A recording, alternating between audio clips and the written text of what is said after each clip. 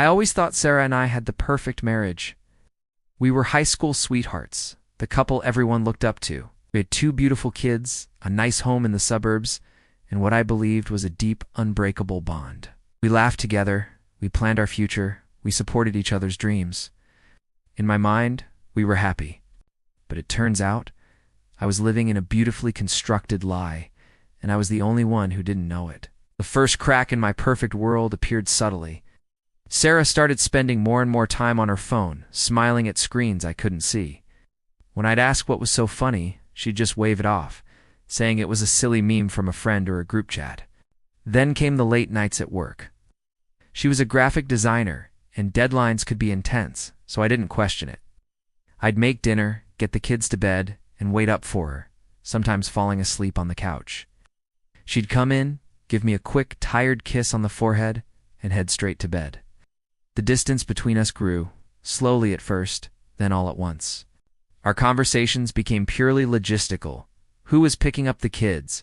What we needed from the grocery store. The laughter faded. The intimacy vanished. I felt a cold loneliness creeping into our home, a space that once felt so warm. I tried to talk to her about it multiple times. Is everything okay, honey? She seemed distant. Each time she'd reassure me. I'm just stressed with work, that's all. Don't worry, everything's fine. I wanted to believe her.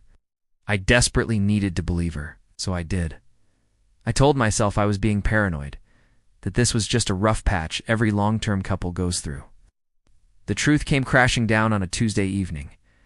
Sarah was in the shower, and her phone, which she usually guarded like a fortress, buzzed on the nightstand. A message lit up the screen. It was from someone named Alex.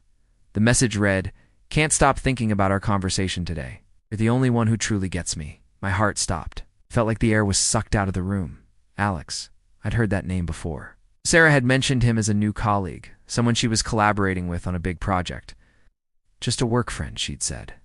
With my hands shaking, I did something I never thought I'd do. I opened her phone. My fingers fumbled with the passcode. I knew she hadn't changed since we first met. What I found was a bottomless pit of betrayal. It wasn't just one message. It was months of them. Thousands of them. We talked every day from morning until late at night. They shared inside jokes, dreams, fears. He sent her songs that reminded him of her.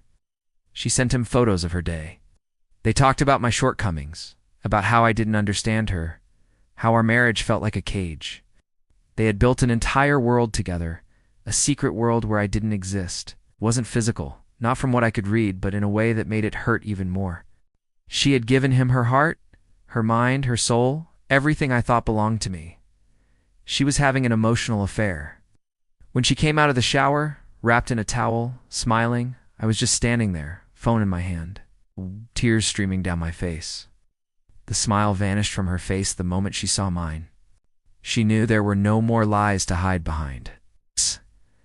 The confrontation was messy, painful. It was a storm of accusations, denials that slowly crumbled into tearful confessions. She said she never meant for it to happen. She said she was lonely, that she felt unseen by me. She said Alex just listened. It was a hollow excuse that echoed in the space where my trust used to be. Every "I love you" she had ever said now felt like a lie. Every shared memory was now tainted. The woman I had built my life with was a stranger. I looked at the life we had built, the house, the kids sleeping peacefully in their rooms, the photos on the wall of a happy family, and it all felt like a movie set. I don't know what the future holds for us. Can you ever truly rebuild trust once it's been so completely shattered? I don't have the answer. All I know is that the man who thought he had the perfect marriage is gone, and in his place is someone who has to figure out how to pick up the pieces of his broken world. Thanks for listening to my story. If you've been through something similar, please share your thoughts below. And don't forget to subscribe for more real-life stories,